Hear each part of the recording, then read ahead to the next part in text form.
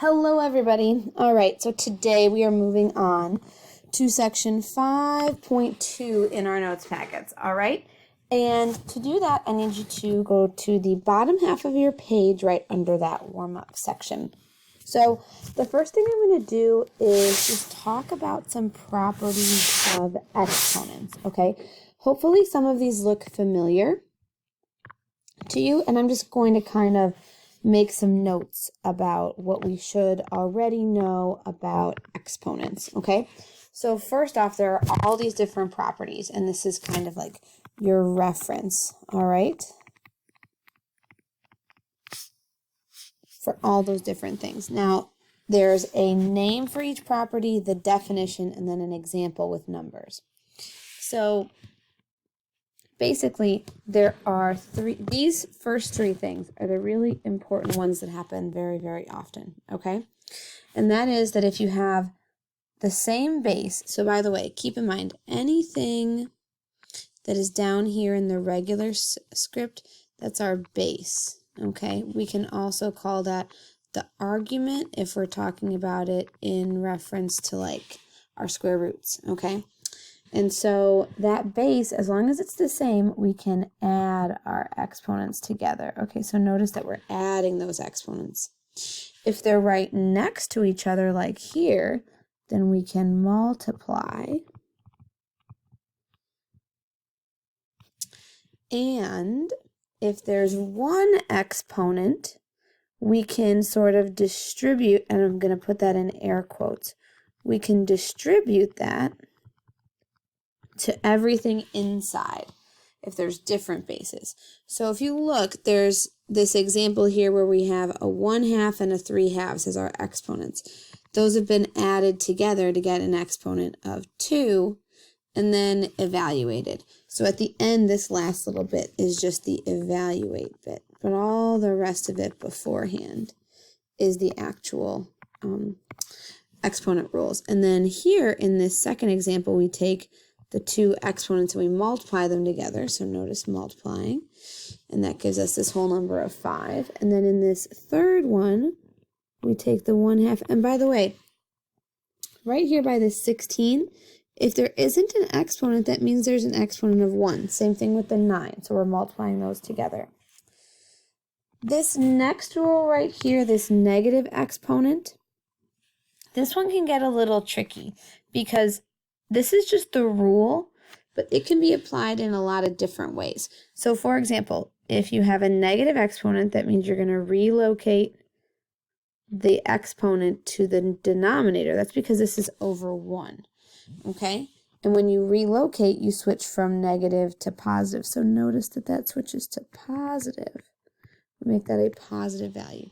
So if I had a separate example, and maybe you had 1/5 to the negative second power, you can do that in the reverse. So since the 5 is in the denominator, you could rewrite that as 5 squared. So now that's like a positive 2 over 1, and then you would figure that out, that that's 25. Okay, so you can use this rule in either direction, okay? It basically changes where you are in the fraction. This next rule is super, super important. It's the zero exponent. Basically, it doesn't matter what the base is. Everything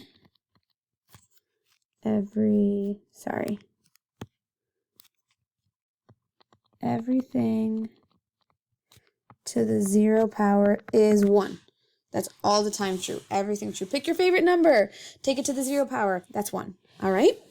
Okay, so all of that stuff that we just did kind of deals with multiplying and then some unique rules. And then these last two rules down at the bottom, they deal with what happens when we are dividing, okay? So if we take something and we divide it by the same base with a different exponent, you are going to subtract. Okay, so if you look here, I've got these fractions that I subtracted. If you want maybe a slightly more straightforward example, if I had 4 to the 8th over 4 to the 6th, that would be 4 to the 8 minus 6, which is 4 squared, which is just 16. Okay, And then last but not least, basically the power of a quotient is the same sort of like distribution situation that I was talking about with the power of multiplying up here. If you have more than one base and you have the same exponent, you can distribute it to each value, okay? So what we're going to do is we are going to use all these different rules in order to simplify some expressions, okay? So we're going to do that right now. All right, so the first rule we're going to look at is, or applying, is we're going to look at when we have the same base. So we've got 2 and 2, so same base. And as long as those are the same, then we can keep that 2, and we can take the exponents and we can add them. So we're going to take 3/4 and we're going to add a half. Okay, now in order to add these two exponents together, we are going to need to get a common denominator. Okay, so I'm going to keep 3/4 the same, but I'm going to multiply that second fraction by 2/2 so that I can get 2/4, so that I end up getting the same denominator, and so then I'm going to have 2 to the 5/4. All right?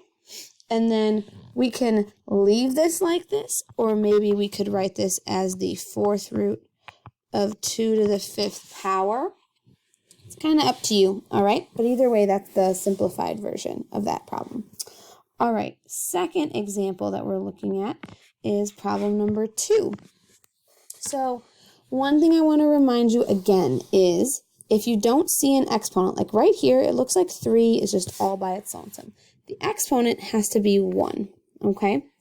So since we have the same, again, we've got the same base or argument, depending on what you want to call that. I'm partly using base because it's a little shorter. If we have the same base and we have division, so notice that we have division, we're going to take that base of 3 and we are going to take our exponents and we are going to subtract them. Okay, same thing happened here. Again, we don't have a common denominator, so we need to get one. So I'm going to rewrite 1 as 4/4 so that I can subtract. And then I'm going to end up with 3, and 4 minus 1 would be 3, so 3 to the 3/4. And again, I can leave it like that, or if you prefer our radical version of an answer, you could rewrite it like this. And I guess technically, if you're going to rewrite these two with the radical, you should simplify the number underneath. So in this problem, number 1 would be 4/4 4th root of 32. And in this second example, it would be the 4th root of 27, because 3 times 3 times 3 times 3 is 27. Okay, next problem. In this example, we are taking our power and we are going to have to multiply it to each power that's inside the radical. So that means we're going to have 20, that's going to be to the 3/2 over 5 to the 3/2. Okay? And I would say, again, we can leave this problem as is, or we can notice that because those are the same exponent, we actually could have gone the other way. We could have rewritten this as just 20/5, and they both have the exponent of 3/2. Now, why would I want to do that? Well, because I noticed that 20 is divisible by 5, so I could actually divide the inside numbers, and so that's going to get me 4 to the 3/2. So I think this is our best answer. So sometimes you multiply it in, and sometimes you pull that 3/2 out, that fraction, that exponent out, almost like a GCF. Okay, next one. We have a 3 out in front. Same sort of situation, we're going to distribute. Now remember, when you multiply this number to the numerator in the fraction. So this is going to be 5 to the 3/3, which that works out really nicely. That's just going to be 5 to the 1st. And then 7 to the 3/4. And because these are different bases, we can't combine those. So that's as simplified as our answer is going to get. All right, 5. Now, I guess technically you don't need the 5 to the 1st power. You could just say 5 times 7 to the 3/4. That would be perfectly fine too. All right. So along those same lines, you have rules with square roots in the same way you have rules with exponents, okay? And so these two rules are up here as the product. That means you can multiply things together. So you multiply radicals together, and you can divide radicals. The key thing is you need the same index, all right? If you're going to do anything with a square root, you need to have the same index. So like if you look at this example, we've got the cube root of 12 and the cube root of 18.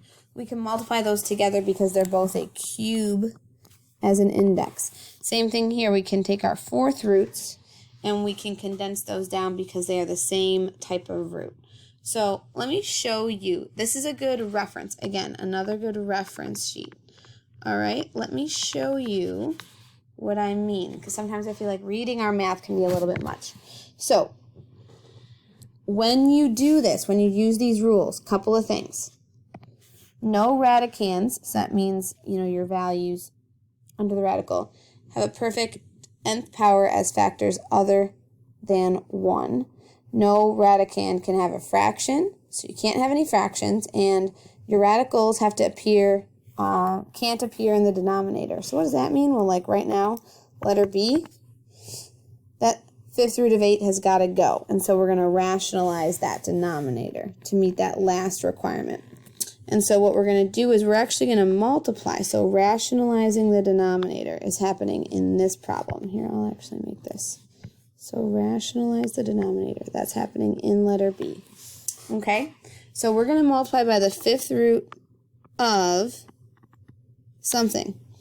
We need to do something so that when we multiply, we get a form of 1 that creates a perfect nth power. In this case, we need to create fifth root of 8 to the 5th so that our inverse property applies and the fifth root cancels out. We don't have the root anymore. That's what we want. We want to get rid of the radical in the denominator.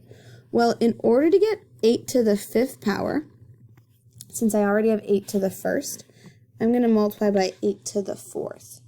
Okay, so the fifth root of 8 to the 4th. And so I have to do that in the numerator also. So what does that look like? Well, that's going to look like the fifth root of 8 to the 5th. So those are going to cancel. So it means the denominator is just going to be 8.